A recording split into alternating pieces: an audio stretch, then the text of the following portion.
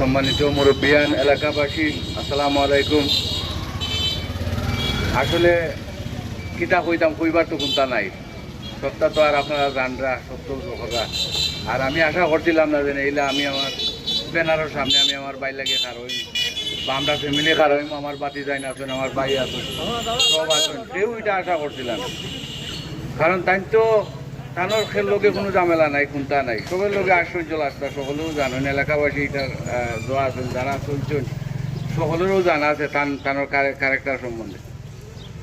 তো এখন যেটা ওইবার তো আর হয়ে গেছে, এখন খালি একটা জিনিসও প্রশাসনের কাছে চাওয়া জেনে আপনারা অবহেলাটা করবা না। এখানে তো 2 দিন বাদে বাদে একটা ঘটনা ঘটে, খালি প্রবাসী বলতে টার্গেট করা হয়।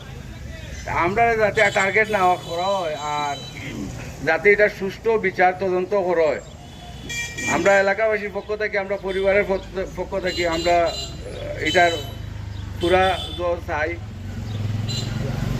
তদন্ত চাই।